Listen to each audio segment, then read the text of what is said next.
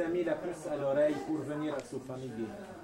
Je suis venu en retard, à peu près une douzaine de jours, avec un retard d'une douzaine de jours. Simplement pour voir ce qui se passait. Mais je n'avais... Alors, je venais ici, je voyais la cour pleine de fidèles. Alors, quand ils se levaient, bien, je me levais avec eux. Quand ils priaient, je priais avec eux. Quand ils chantaient, j'essayais de chanter avec eux parce que... Mais qu'est-ce qui vous a convaincu de la véracité du phénomène? Ah, ce qui m'a convaincu, je n'ai pas été convaincu du premier coup, hein. Non. Non. Je suis venu vers au mois de décembre, quelques jours avant la première apparition.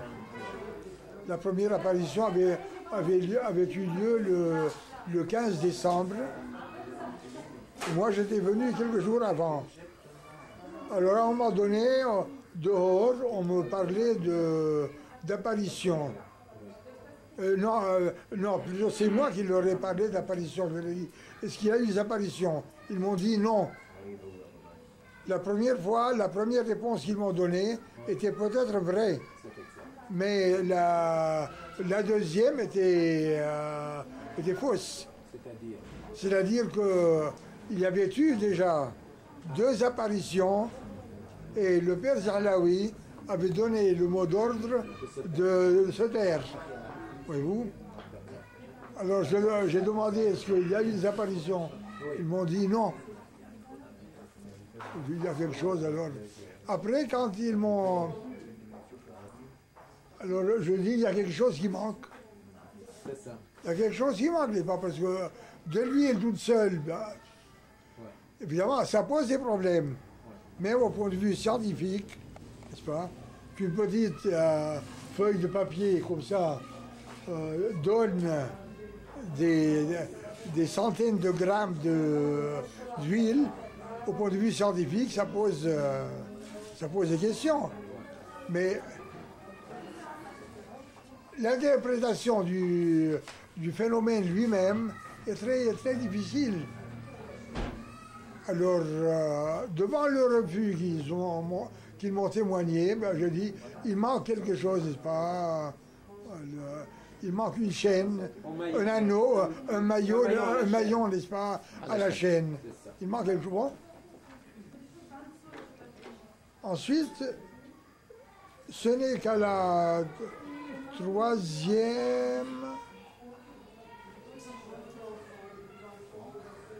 quatrième apparition que j'ai alors, ils m'ont confirmé qu'il y avait eu déjà des apparitions avant.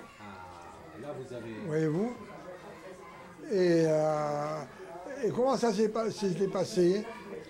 Le 22 février,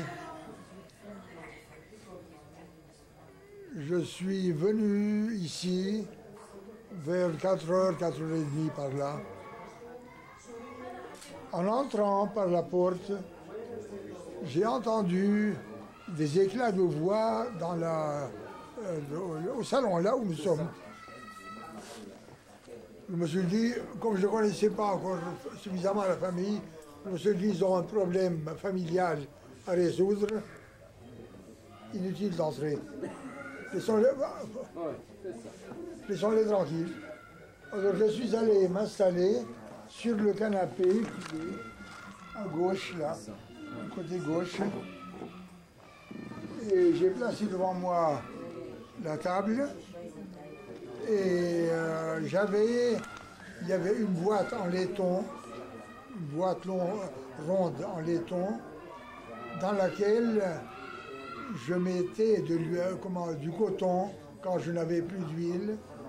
Et à plusieurs reprises, je mettais du coton, je mettais la médaille miraculeuse par-dessus le coton.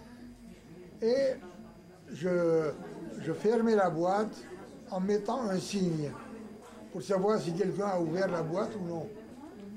Et je me plaçais la boîte à côté de la Vierge. À ce moment-là, il y avait des étagères.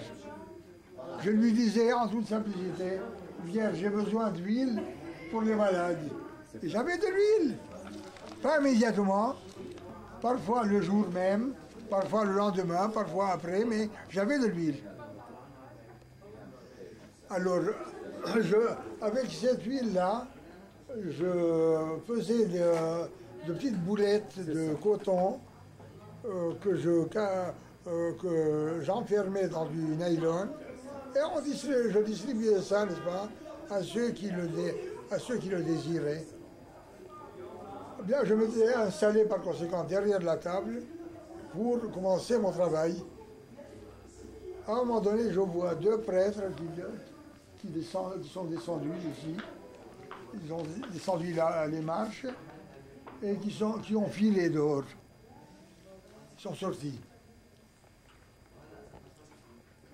2-3 minutes après, les gens de la maison sont venus me trouver. Ils m'ont dit, voilà, on a rendu l'icône. Parce que l'icône avait été transférée à l'église de la Croix sur ordre du patriarche. Alors, c'est ce retour de l'icône sans aucun préavis m'a fait peur. J'ai la nationalité canadienne. Pourquoi? Parce que là-bas, c'est une autre mentalité. Ils ont un esprit critique plus aigu que les orientaux. Étant donné, n'est-ce pas, leur culture et tout ça. Alors c'est pour cela que j'ai posé la question. Oui, ils sont plus cartésiens, disons. Ils sont oui, c'est vrai, c'est vrai. Ils sont plus cartésiens pour leur malheur. Hélas, hélas. Actuellement pour leur c'est vrai, malheur. vous avez raison. Donc ils auraient plus de mérite à croire, vous voulez dire, ou bien à être... Pas du point de vue sophanier. Non, du point de vue foi. Du point de vue foi, en général. Sophanie n'est qu'une facette de la foi. On voit actuellement, n'est-ce pas? Non, attention. Attention, distinguons. Voyez-vous? Distinguons. Il y a l'enseignement de l'Église qui est basé sur l'Écriture sainte, ça, d'accord. Maintenant, les révélations privées sont en marge. Voyez-vous? Je ne peux pas leur donner la même valeur que les révélations qui se trouvent dans l'Évangile ou dans l'Ancien Testament. Et pourtant, le dogme de l'Immaculée Conception n'est qu'une révélation. D'accord, bien sûr. Oui. Seulement, attention, oui, mais là, ça confirme la théologie de l'Église. Voyez-vous, oui. Dans la mesure où les révélations privées confirment l'enseignement de l'Église, n'est-ce pas, ça, je dirais, la foi englobe ces révélations-là. Mais si l'enseignement des révélations est en marge de l'enseignement de l'Église, n'est-ce pas, alors là, il faut mener une étude critique très serrée pour voir quels sont les points de jonction entre les deux et voir dans quelle mesure il faut accorder foi à ces révélations-là. Actuellement, vous avez des centaines de révélations. Actuellement. Quelle valeur ont-elles? J'en sais rien. Ici, nous nous sommes aperçus que tout l'enseignement contenu dans les messages est conforme à l'Évangile, conforme à l'enseignement de l'Église, à tel point que plusieurs nous ont dit c'est l'Évangile exprimé en termes modernes. Voilà, absolument. Voyez-vous, dans cette mesure-là, j'y crois. Pouvons-nous aller même un peu plus loin et dire que le message de Soufani est non seulement est moderne, mais même en un sens révolutionnaire? Oui, si vous prenez par exemple, si vous prenez la demande, l'insistance avec laquelle la Vierge et le Christ demandent l'unité de l'Église en passant par l'unification de la fête de Pâques, eh bien c'est révolutionnaire pour ici. Pas seulement pour ici, mais pour l'Occident tout entier, pour le monde entier. Tout le monde parle d'unité, voyez-vous. Depuis des années, on prie pour l'unité, mais que fait-on exactement au point de vue, je dirais, pratique pour réaliser cette unité-là? Quand vous avez, par exemple, n'est-ce pas, des communautés chrétiennes qui renouvellent le baptême pour un catholique, par exemple, qui adhère à cette communauté-là.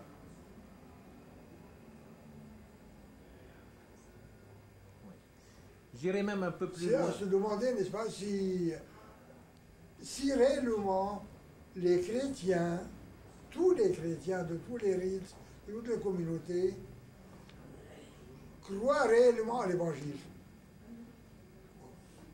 Quand vous parlez du renouvellement du baptême, vous voulez dire quoi? Pardon? Le renouvellement du baptême, vous voulez dire quoi? Ils renouvellent le baptême. Par exemple, Born again. C'est ça. Moi, je suis catholique, n'est-ce pas? Bon, je veux adhérer à votre communauté. Je veux quitter le catholicisme pour adhérer à votre communauté. Alors vous exigez que je sois rebaptisé. C'est ça, c'est ça.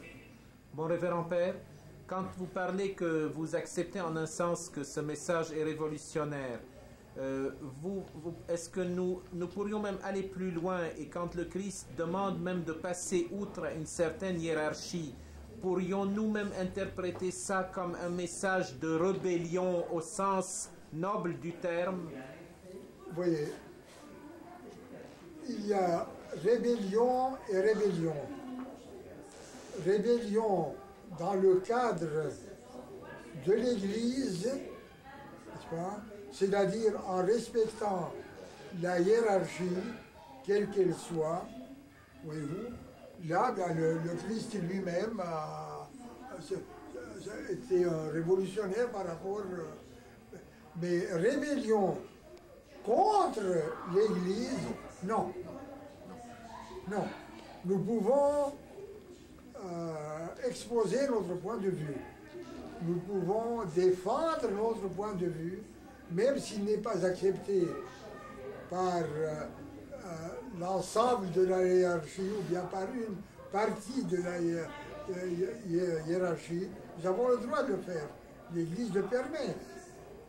Quant à comment prendre le contre-pied des enseignements de l'Église et tout ça pour affirmer la véracité de tel ou tel message, ça, non.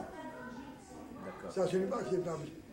Mais... Parce que le Christ a institué une Église et nous faisons partie de cette Église-là. Le Christ n'a pas institué des rites. Voyez-vous, l'Église a deux grands poumons. Le poumon oriental, qui est le premier, le poumon occidental, qui vient en deuxième lieu. Au point de vue numérique, c'est le poumon occidental qui est le plus nombreux. Mais cela n'enlève rien à l'apostolicité du poumon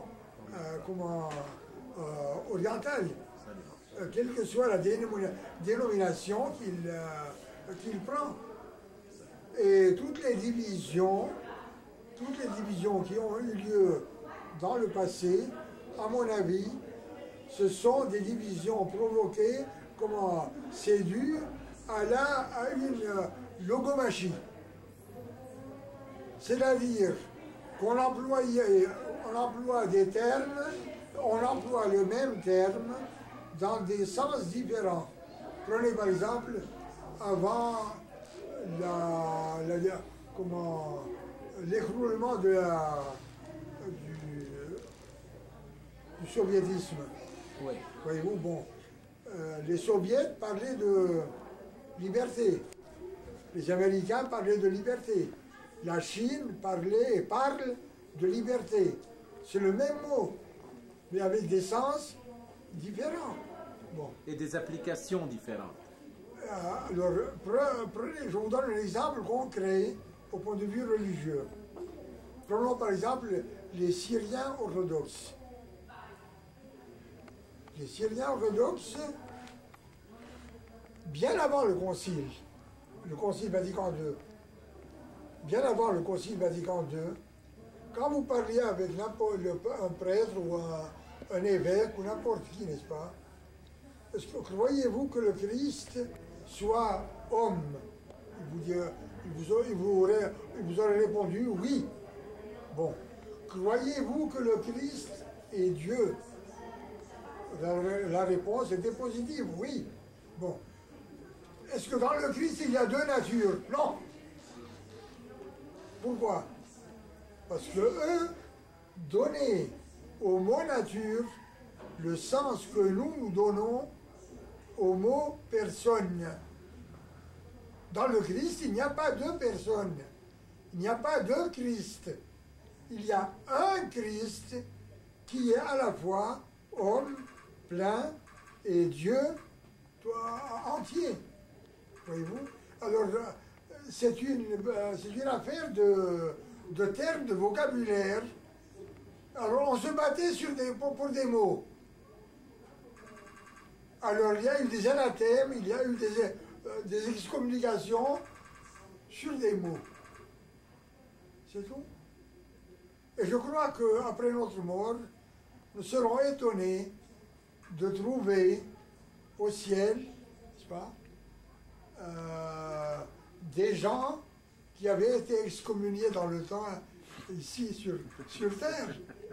Mais oui. Mais c'est pas Dieu qui les a excommuniés, c'est l'homme. C'est l'homme. Pourquoi? En habit. Non, pourquoi? Parce que l'excommunication, n'est-ce pas, c'est une mesure administrative. Voyez-vous? L'Église ne juge pas la conscience de l'individu. Et lui dit, voilà, vos paroles, ou bien vos écrits, tels que les mots sonnent, veulent dire telle chose. Voilà comment nous les comprenons. Voyez-vous? Vous savez que l'excommunication n'existe pas dans l'Église arménienne apostolique. Pardon? L'Église arménienne apostolique. En Amérique, ça existe. Non, il n'y a pas d'excommunication dans cette Église, ça n'existe pas. L'Église arménienne apostolique. Mais Père Joseph, est-ce que par le même raisonnement, nous pourrions retrouver, disons, nous pourrions ne pas retrouver au ciel des saints béatifiés sur terre? Ça, c'est plus délicat. Pourquoi? Non, parce que là, il y a l'autorité de l'Église qui est engagée quand même. Voyez-vous? L'autorité de l'Église est engagée là. Maintenant, le concept de sainteté est le même depuis le Christ jusqu'à maintenant, seulement il comprend quand même des variantes. Adapté aux circonstances du temps. Du temps et de l'époque et du pays dans lequel a vécu tel... prenez Athanase, oui, il a eu beaucoup, comment on appelle ça, beaucoup d'ennemis et tout ça. Père Mahlouli, pour conclure, comment peut-on convaincre certains sceptiques que le phénomène de Sophronié provient de Dieu et non du malin? Écoutez, ici, le phénomène en lui-même, n'est-ce pas, vous ne pouvez pas, le phénomène, si vous le séparez de son contexte, n'est-ce pas, est très difficile à prouver. C'est le contexte qui donne un sens au phénomène. Or, ce contexte est fait de prières. On a passé dans le temps, on a passé, par exemple, en 85-86, on a passé une année, on n'a pas vu une goutte d'huile. Pas une goutte d'huile. Voyez-vous? Et pourtant, la prière a continué. Bon, nous avons été et nous continuons à être combattus. Et ça, c'est une bonne preuve, ça, c'est un bon signe. Voyez-vous? C'est un bon signe. Pourquoi? Parce que ça fortifie, je dirais, ça montre la force intérieure de l'événement comme tel. du phénomène. Que ce n'est pas une création humaine. On nous a accusés, par exemple, le père Zahlaoui et moi, de suggérer à Myrna, n'est-ce pas, les messages. Le texte des révélations. Des messages. Alors que nous étions les premiers étonnés, n'est-ce pas, de ces textes-là. Les premiers étonnés. Même il y a par exemple telle expression que nous n'avons absolument pas comprise au début. Par exemple, l'expression de la Vierge, je visiterai davantage les maisons. Pendant une année, on s'est demandé que voulait bien dire la Vierge par ces mots-là. Ce n'est que en 84, lorsque nous avons, avant le mois de novembre, il m'est passé par la tête l'idée d'appeler le mois de novembre le mois de l'huile. Eh bien, il semble que la Vierge s'est réjouie de cette appellation-là, et pendant tout le mois de novembre, des centaines de reproductions de l'icône ont exsudé de l'huile rien qu'ici. Rien qu'ici, n'est-ce pas, dans la maison. Et exsudé de l'huile en public. Alors, ensuite, il y a ensuite la gratuité.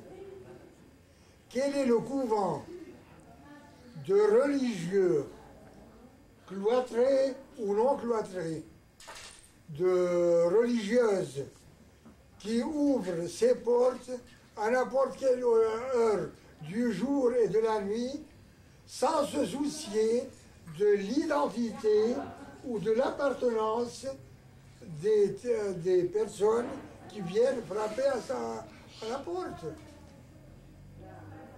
Ici, par exemple, il y a une année,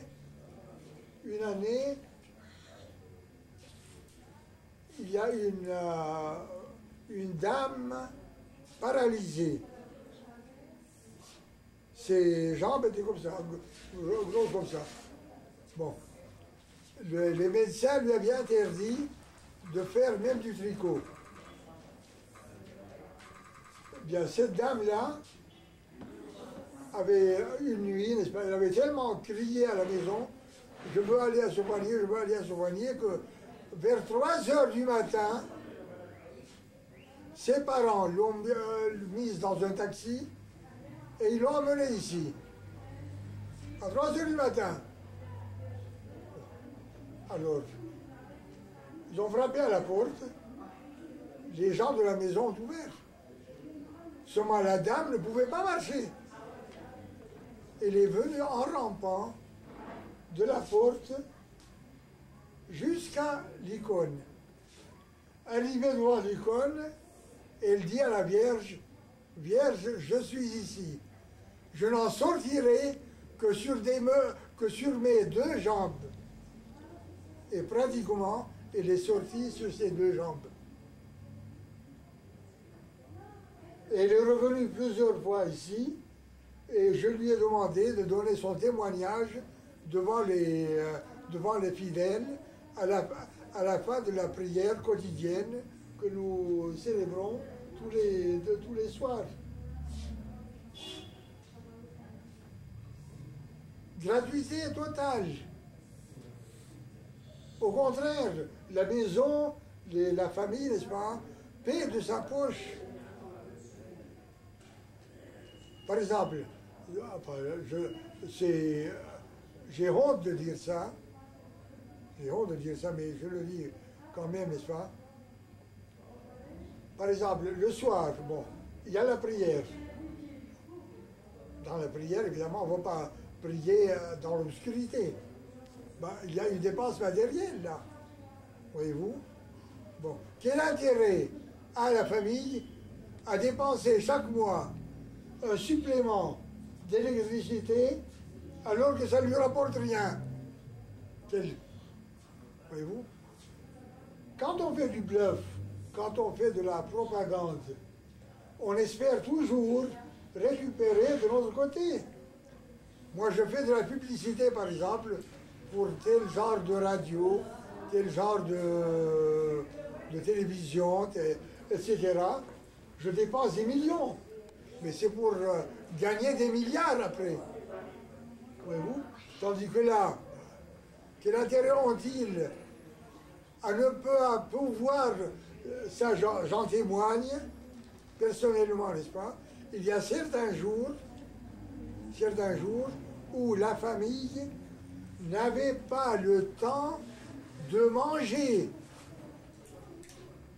Il y a certains jours où ils étaient à table dehors en train de manger, lorsque des groupes entraient, alors ils enlevaient la table et ils remettaient leur repas à plus tard. Même un jour, Myrna, entre 4 et 5 heures de l'après-midi, elle m'a dit, je ne sais pas si mon mari a déjeuné. Pourquoi? Parce qu'il y avait eu des fidèles qui étaient venus pour prier.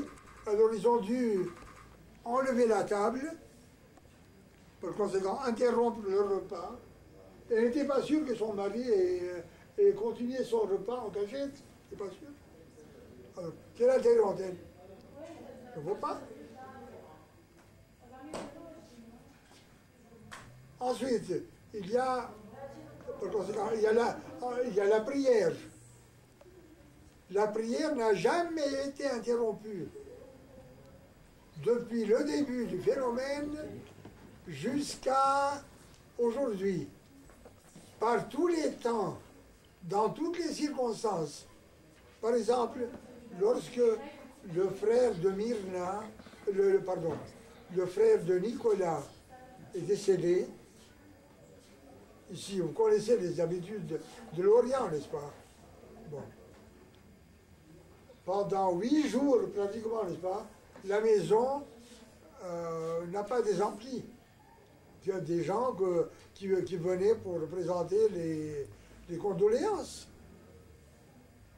Et malgré cela, quand on ne pouvait pas faire la prière ici devant l'icône, on montait sur la terrasse des apparitions et on faisait la prière sur la terrasse des apparitions.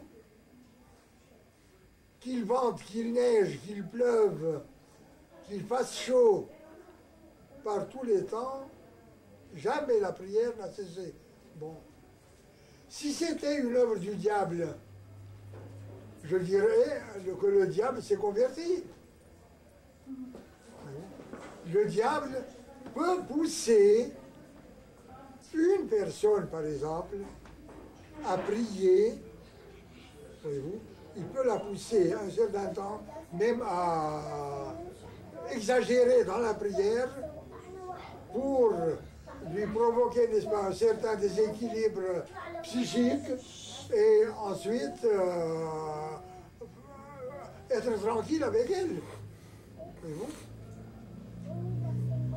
Père Il Malouli, y a ensuite les conversions.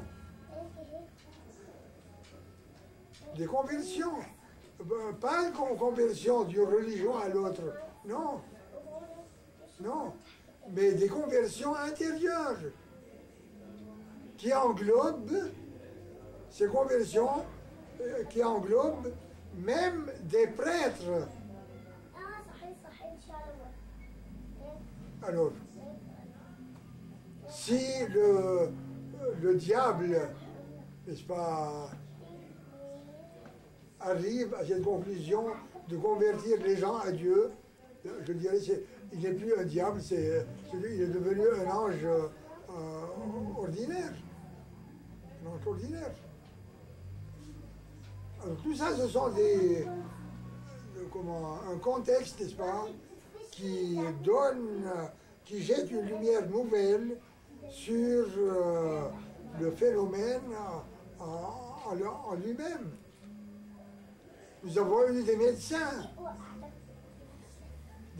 réputés, que ce soit en Amérique, que ce soit de France, qui sont venus ici. Il y a des phénomènes qui se sont produits devant leurs yeux. Par exemple, le docteur Philippe Laurent a assisté en 90 aux derniers stigmates qui sont apparus sur le corps de Myrna. Bon, il y avait lui mais c'est un neurologue de l'hôpital de la Salpêtrière. Il avait avec lui présent au même moment le docteur Antoine Mansour, professeur et chirurgien de Los Angeles, en Amérique. Il y avait un troisième médecin, il y avait deux psychologues féminines françaises, dont une est experte auprès du gouvernement, Bibiane Bucaille de la Roque. Bien, devant tout ce, nous étions à peu près 25 personnes, devant tout ce monde-là, avec quatre caméras vidéo qui fonctionnaient en permanence, sans compter les appareils de photo. Eh bien, devant tout ce monde-là, devant tous ces appareils-là, les plaies se sont ouvertes. Le sang est apparu sans que personne touche les mains de Myrna. Le sang est apparu sans que personne touche les pieds de Myrna. Le sang est apparu sans que personne touche le côté de Myrna. Et le matin, c'était la première fois que les plaies de la tête s'ouvraient le matin avant midi. Bien, Myrna était dans la cour quand les stigmates de la tête se sont ouverts. C'était 5 plaies verticales. Personne ne lui avait touché alors. Et il y a une remarque à propos des plaies. Les plaies ne s'ouvrent pas de l'extérieur vers l'intérieur, comme quelqu'un qui aurait reçu, par exemple, un coup de couteau, un coup de rasoir. Les plaies s'ouvrent de l'intérieur vers l'extérieur. C'est une explosion des muscles. Explosion, bon, comment expliquer ça? Myrna, au dire de tous les médecins, de tous les psychologues qui l'ont examinée, c'est une personne normale. Tous ceux qui l'ont approchée, tous ceux la trouvent absolument normale. Alors, il y a autre chose. Tout ce qui se produit à Soufanié se produit en public. Rien ne se fait, par exemple, en cachette, dans une chambre fermée. Nous ne mettons pas les gens devant un fait accompli. Les gens sont témoins oculaires de l'événement qui se produit, que ce soit l'exsudation d'huile. On a accusé Myrna de mettre des ballonnets remplis d'huile à ses aisselles, n'est-ce pas? Et alors, à un moment donné, elle presse sur ces ballonnets-là, bon, et alors l'huile coule. Ben, c'est très bien. On l'a accusé aussi d'avoir mis de petits tubes à l'intérieur de son corps, de ses bras. Alors ces tubes-là, des ampoules, si vous voulez, des ampoulettes pleines d'huile. Bon, je veux très bien, je veux bien. On a mis des ampoulettes, on a mis des tubes, tout ce qu'on veut. Qu'on m'explique maintenant comment l'huile lui sort des yeux de temps en temps. Alors, peut-on mettre des ampoulettes dans les yeux? Voyons.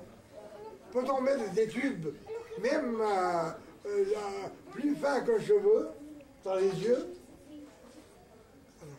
Ou bien comment l'huile exulte d'une icône à Montréal quand Myrna n'est pas là non plus. Justement, mais ça c'est en dehors. Moi je parle de ce qui se passe à Soufanié même. Voyez-vous, le cadre de la maison elle-même. Je ne parle pas de ce qui se produit à l'extérieur. Ça va venir dans une autre étape. Mais pour le moment, ce qui se produit à Soufanié même. Pendant les extases, par exemple. La plupart du temps, je ne dis pas toujours, attention, la plupart du temps, il y avait au moins un médecin. Parfois, ils étaient 4. Et on leur permettait de faire des tests. Je me rappelle très bien un test pratiqué sur Myrna pendant une extase. Un monsieur était venu du Liban. Quand je lui ai posé, n'est-ce pas, la question, sa profession, c'est la seule question que j'ai posée dans toute ma vie. Voyez-vous? Parce que sa façon de parler de ça me paraissait un peu drôle. Alors il s'est présenté à moi comme médecin.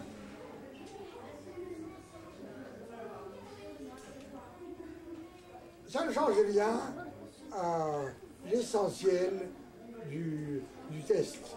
Voyez-vous, qu'il soit médecin, qu'il ne soit pas médecin, le test a été pratiqué. Le test a consisté en ceci. Pendant l'extase, il a pris un instrument tranchant et a séparé l'ongle de la chair de l'index de Myrna. Bon, essayez de faire l'expérience ce soir chez vous. Essayez de faire l'expérience, n'est-ce pas? Séparer, bon. Elle n'a eu absolument aucune réaction. Absolument aucune. Alors, à la fin, lorsqu'elle est revenue à son état normal, elle a senti une douleur au bout du doigt. Elle a regardé, elle a trouvé que son doigt était couvert de sang coagulé. Où est la triche là-dedans? Il y a un médecin, au cours d'une extase, a essayé de voir si ses jambes étaient raides ou non pendant l'extase. Il m'a chargé de la secouer par la plante des pieds. Moi, je n'ai pas réussi beaucoup à le faire. Lui a mis sa force. Moi, je suis vieux. Il est encore jeune. Voyez-vous? Alors, il a secoué. Eh bien, il a réagi comme une poutre, absolument. Absolument, comme une poutre. C'est-à-dire, elle était d'une seule pièce. On explique? Moi, je veux bien. Qu'il y ait qu'on nous montre, n'est-ce pas, que nous trichons. Mais qu'on le montre. Donc, on ne se contente pas simplement de dire, ça va venir. Vous m'excuserez, n'est-ce pas? Ne photographiez pas parce que ce serait... Oui, la lampe. On ne regarde pas, on filme. Qui a mis la lampe? Aujourd'hui, par tous les temps, dans toutes les circonstances, par exemple, lorsque le frère de Myrna, le frère de Nicolas est décédé, ici, vous connaissez les habitudes de l'Orient, n'est-ce pas? Bon. Pendant 8 jours, pratiquement, n'est-ce pas, la maison n'a pas des amplis. Il y a des gens qui venaient pour présenter les condoléances. Et malgré cela, quand on ne pouvait pas faire la prière ici devant l'icône, on montait sur la terrasse des apparitions et on faisait la prière sur la terrasse des apparitions. Qu'il vente, qu'il neige, qu'il pleuve, qu'il fasse chaud, par tous les temps, jamais la prière n'a cessé. Bon. Si c'était une œuvre du diable, je dirais que le diable s'est converti.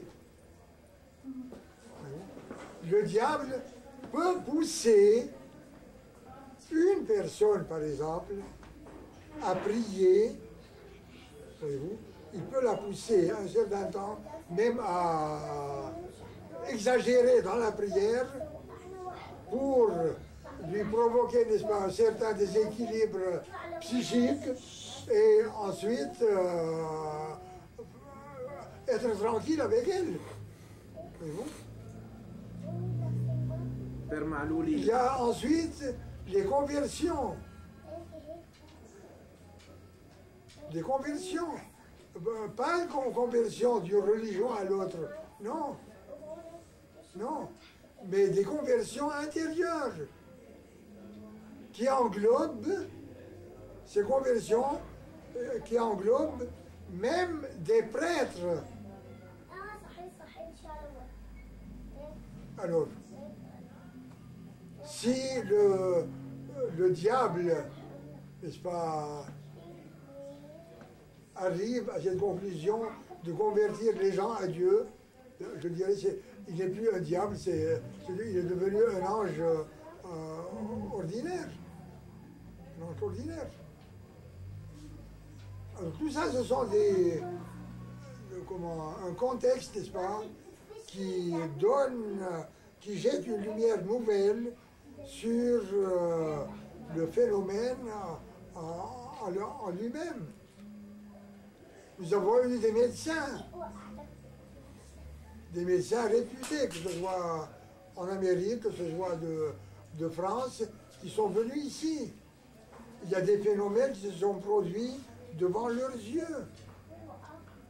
Par exemple, le docteur Philippe Laurent a assisté en 90 aux derniers stigmates qui sont apparus sur le corps de Myrna. Bon, il y avait lui, mais c'est un neurologue de l'hôpital de la Salpêtrière. Il avait avec lui présent au même moment le docteur Antoine Mansour, professeur et chirurgien de Los Angeles, en Amérique. Il y avait un troisième médecin, il y avait 2 psychologues féminines françaises, dont une est experte auprès du gouvernement, Bibiane Bucaille de la Roque, Bien, devant tout ce, nous étions à peu près 25 personnes, devant tout ce monde-là, avec quatre caméras vidéo qui fonctionnaient en permanence, sans compter les appareils de photo. Eh bien, devant tout ce monde-là, devant tous ces appareils-là, les plaies se sont ouvertes. Le sang est apparu sans que personne touche les mains de Myrna. Le sang est apparu sans que personne touche les pieds de Myrna. Le sang est apparu sans que personne touche le côté de Myrna. Et le matin, c'était la première fois que les plaies de la tête s'ouvraient le matin avant midi. Bien, Myrna était dans la cour quand les stigmates de la tête se sont ouverts. C'était 5 plaies verticales. Personne ne lui avait touché alors. Et il y a une remarque à propos des plaies. Les plaies ne s'ouvrent pas de l'extérieur vers l'intérieur, comme quelqu'un qui aurait reçu par exemple un coup de couteau, un coup de rasoir. Les plaies s'ouvrent de l'intérieur vers l'extérieur. C'est une explosion des muscles. Explosion, bon, comment expliquer ça? Myrna, au dire de tous les médecins, de tous les psychologues qui l'ont examinée, c'est une personne normale. Tous ceux qui l'ont approchée, tous ceux la trouvent absolument normale. Alors, il y a autre chose. Tout ce qui se produit à Soufanié se produit en public. Rien ne se fait, par exemple, en cachette, dans une chambre fermée. Nous ne mettons pas les gens devant un fait accompli. Les gens sont témoins oculaires de l'événement qui se produit, que ce soit l'exsudation d'huile. On a accusé Myrna de mettre des ballonnets remplis d'huile à ses aisselles, n'est-ce pas? Et alors, à un moment donné, elle presse sur ces ballonnets-là, bon, et alors l'huile coule. Ben, c'est très bien. On l'a accusé aussi d'avoir mis de petits tubes à l'intérieur de son corps, de ses bras. Alors ces tubes-là, des ampoules, si vous voulez, des ampoulettes pleines d'huile. Bon, je veux très bien, je veux bien. On a mis des ampoulettes, on a mis des tubes, tout ce qu'on veut. Qu'on m'explique maintenant comment l'huile lui sort des yeux de temps en temps. Alors, peut-on mettre des ampoulettes dans les yeux? Voyons. Peut-on mettre des tubes, même plus fins qu'un cheveu, dans les yeux? Ou bien comment l'huile exulte d'une icône à Montréal quand Myrna n'est pas là non plus? Justement, mais ça c'est en dehors. Moi je parle de ce qui se passe à Soufanié même. Voyez-vous, le cadre de la maison elle-même. Je ne parle pas de ce qui se produit à l'extérieur. Ça va venir dans une autre étape.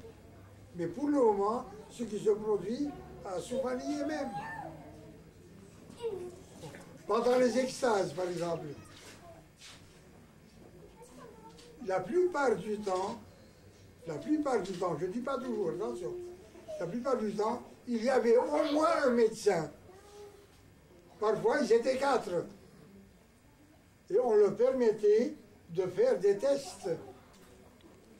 Je me rappelle très bien un test pratiqué sur Myrna pendant une extase. Un monsieur était venu du Liban.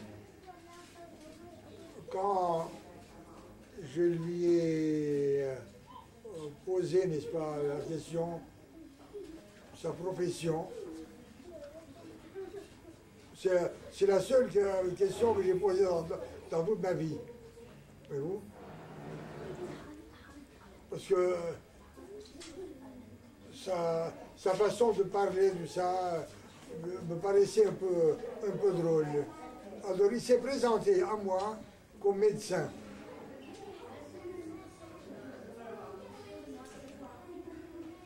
Ça ne change rien à l'essentiel du test, voyez-vous.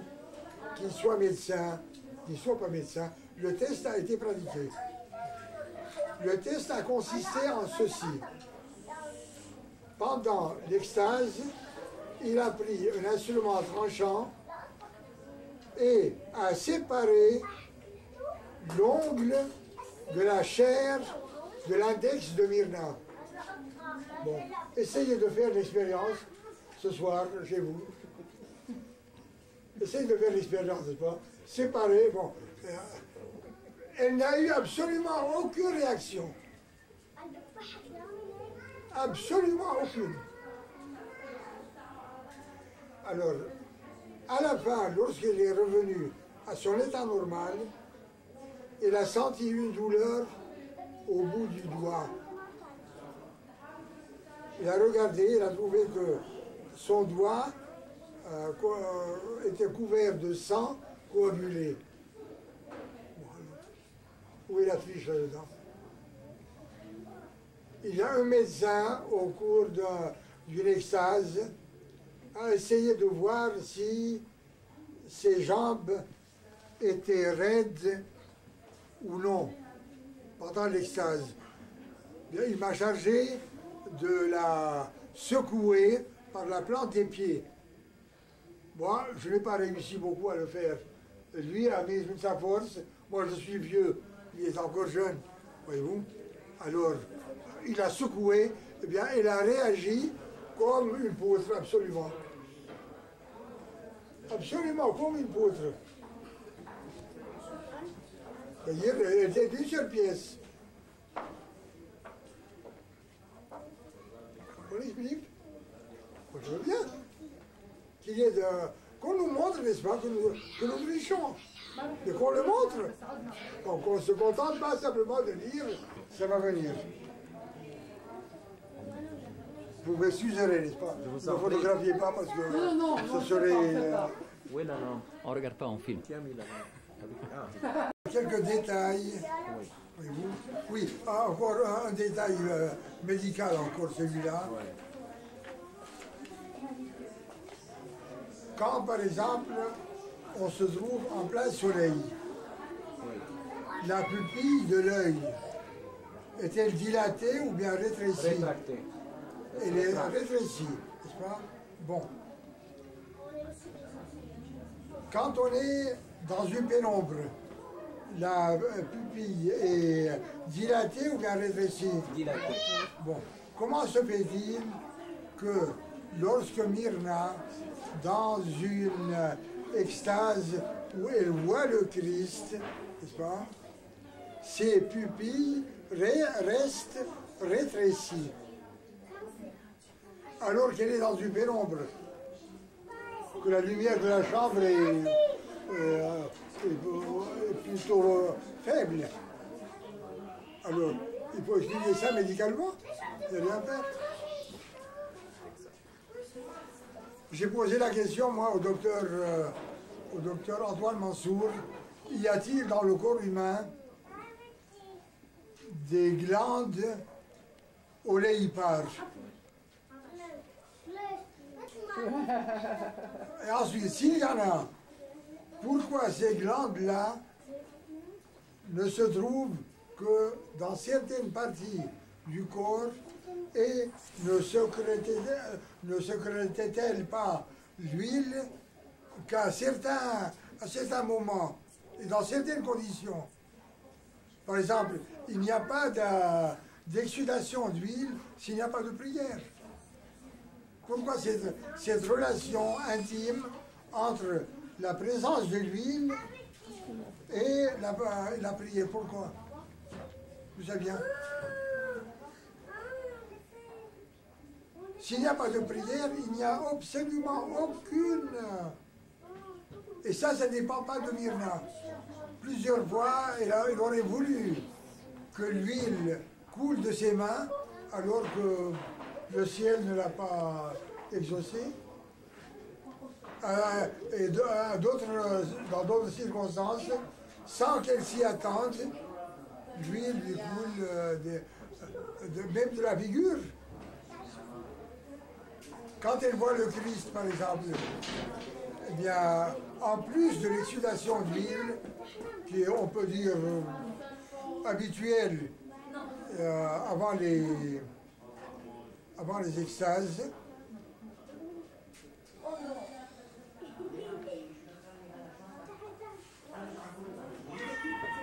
il y a toujours, n'est-ce pas?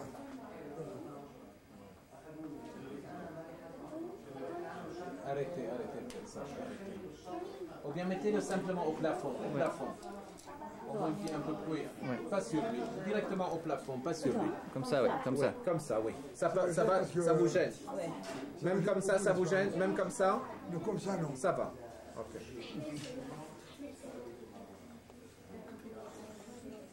Prenez votre temps. Alors, habituellement, n'est-ce pas, quand elle voit la Vierge, l'huile lui coule des mains, de la figure, du cou, du haut de la poitrine, et une fois des pieds. Une fois. Quand elle voit le Christ, l'huile lui sort des yeux. Et l'huile, c'est de l'acide.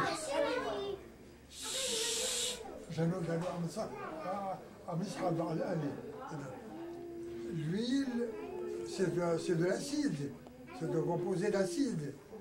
Bon, cette huile-là, quand elle doit voir le Christ, lui sort des yeux. Pourquoi? Père Manouli, est-ce que vous pensez que les prêtres d'aujourd'hui exercent leur sacerdoce de la façon dont ils devraient le faire, ou bien est-ce que vous auriez peut-être une certaine exhortation ou recommandation à leur faire à ce sujet? Écoutez, il y a des prêtres actuellement qui se prennent pour des papes. Il y a des prêtres qui se prennent pour des papes. Chacun fait sa propre religion, sa propre théologie, il a son propre évangile, voyez-vous. Eh bien là, je ne crois pas que ce sacerdoce-là soit dans la pure ligne du sacerdoce voulu par le Christ et consacré par l'Église. Voyez-vous? Maintenant, tous les prêtres n'en sont pas là. Voyez-vous? Il y a des prêtres qui sont de véritables saints, d'autres qui sont très fervents, d'autres un peu plus tièdes, d'autres à cause de circonstances, peut-être éducation, peut-être culturelle, peut-être santé, etc., n'est-ce pas, sont des facteurs qui jouent leur rôle, bien, qui ne sont pas à la hauteur de leur sacerdoce. Et là, notre devoir, ce n'est pas de les critiquer, ce n'est pas de leur jeter la pierre, au contraire, c'est de prier pour eux, de les aider à retrouver, n'est-ce pas, leur ferveur ancienne. Parce que si le prêtre est responsable des fidèles, il y a la réciproque qui est vraie aussi. Les fidèles sont aussi responsables de leurs prêtres. Alors, si les fidèles n'aident pas leurs prêtres. Comment voulez-vous qu'ils puissent tenir tout seuls? C'est difficile. Surtout dans le monde fou, désaxé, déséquilibré où nous vivons actuellement. Le monde actuellement, la vie dans le monde actuellement n'est pas normale. On ne mène pas nulle part. On ne mène une vie normale. Tout est falsifié. La viande que vous mangez, c'est la viande falsifiée. Les fruits que vous mangez, ce sont des fruits falsifiés. Les légumes que vous mangez sont des légumes falsifiés. Les voitures que vous montez, n'est-ce pas, n'ont plus la même valeur, la même résistance que les voitures d'il y a par exemple 20 ans ou 30 ans. Consommation, consommation.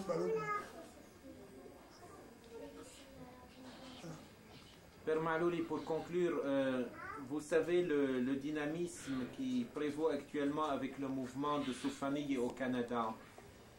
À titre d'exhortation et peut-être d'encouragement, est-ce que vous pourriez leur adresser un message, s'il vous plaît? Le message, je ne peux pas sortir, donner quelque chose en dehors du message de la Vierge et du Christ à Soufaniye. La prière coûte que coûte. Qu'ils sont beaux mes enfants, nous a dit la Vierge ici, qu'ils sont beaux mes enfants, implorant à genoux.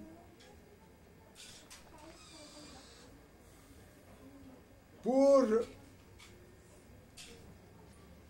l'Europe, le Canada, peut-être que je leur recommanderais par exemple d'avoir une tenue plus décente quand ils entrent à l'église.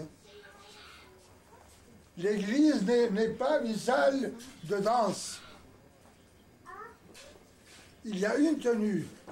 Quand il y a une soirée, on impose souvent, n'est-ce pas, une tenue de rigueur.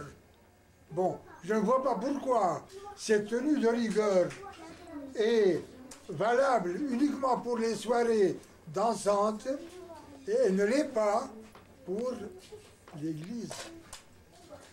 Deuxièmement, la tenue à l'église. J'ai vu sur vidéo, je ne dirais pas où, mais pas à Damas, des gens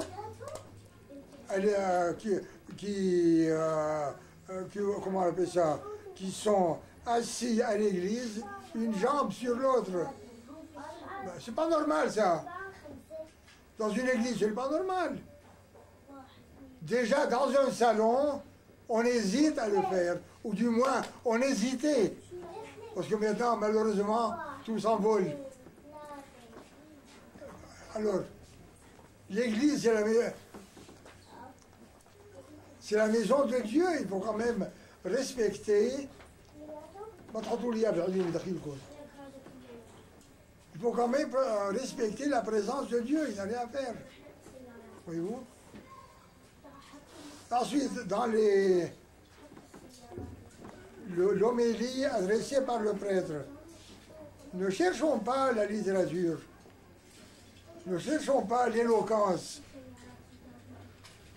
cherchons au moins une petite vérité qui puisse s'appliquer à notre vie personnelle et quotidienne. Tout le monde n'est pas éloquent. Mais l'Évangile est éloquent, lui. Alors, pourquoi s'accrocher, n'est-ce pas, à l'écorce et laisser l'intérieur, n'est pas, laisser l'essentiel. L'essentiel, c'est l'Évangile. Ce n'est pas ce que me dit le prêtre. Le prêtre essaie, n'est-ce pas, selon ses capacités, selon ses moyens, de m'expliquer l'Évangile. Mais l'Évangile est à ma portée. Personne ne m'empêche de le lire chaque soir, d'en lire un passage et de réfléchir, de méditer sur ce passage-là, non pas pour l'appliquer à mes enfants, à mon mari, à ma femme, ou à mes parents ou aux voisins. Non, pour me l'appliquer à moi-même dans ma vie de tous les jours. Vie familiale, vie professionnelle, vie sociale, vie religieuse, etc.